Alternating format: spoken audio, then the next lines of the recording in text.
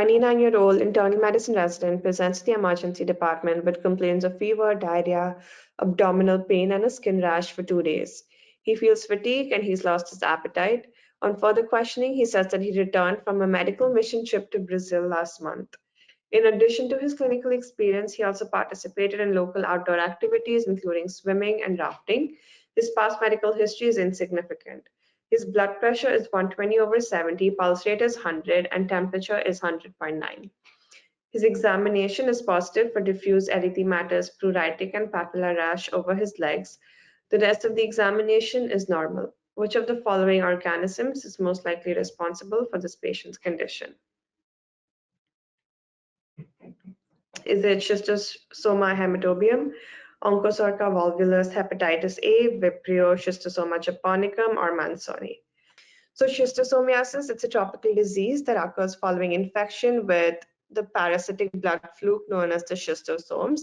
It is also called snail fever, and they're endemic to many regions. It's seen in Africa, South America, the Caribbean, Middle East, and Asia. But we will come a little in a minute or so. We'll see which organism, which subtype is found in which region. And they inhibit the freshwater snails. Different types of snails can act as hosts. Complications are due to an immune reaction towards the eggs of the schistosome in various tissues.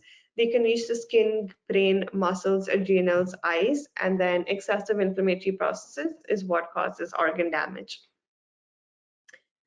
Coming to the life cycle, you don't need to know this in detail, but just to go over this in brief, humans or animals are reservoirs for Schistosoma manzoni. The eggs are excreted in the feces or urine, which contaminate freshwater bodies. The eggs hatch and reveal the larvae into water, which then enters the snail.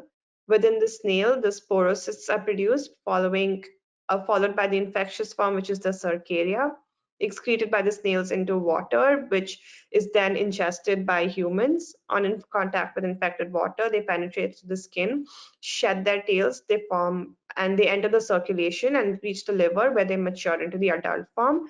The adult forms then migrate to the mesenteric venules of the colon, and from here, the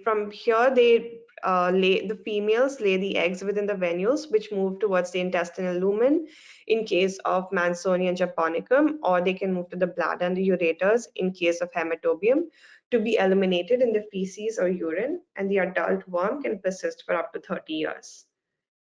So that is just in brief going over the life cycle. You don't need to know the details. The main things you need to remember here are the fact that the body produces an immune response to the eggs released by these worms, and the fact that they reside in the mesenteric venules of the colon, from where they can either go to the intestinal lumen or the bladder, depending on what organism, what subtype it is. So most individuals will not develop symptoms. The infection is most intense during the first 2 decades of life, and symptoms occur due to the host immune response, like I said, to the migrating eggs of the organism. Antigens released from the eggs are trapped in the tissues, and they induce granuloma reactions involving macrophages, T cells, eosinophils.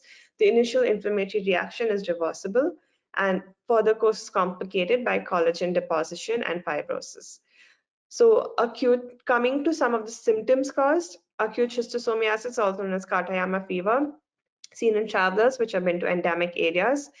When the cercaria penetrate the skin, you will see the pruritic rash, which is also known as the swimmer's itch, localized dermatitis because of just, once again, hypersensitivity reaction to the legs and feet.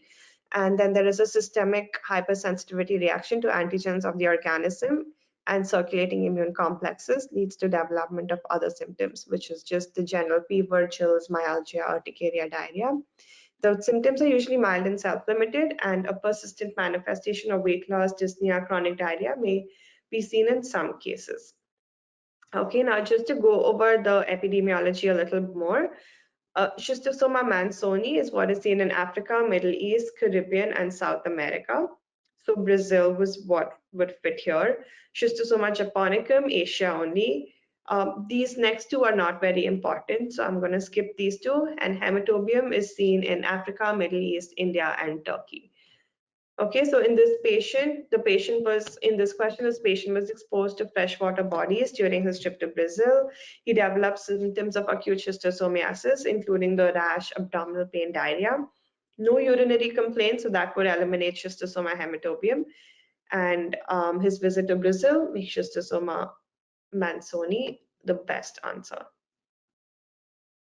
Okay, so here you can see the skin blisters on the forearm created by where the schistosoma entered the body.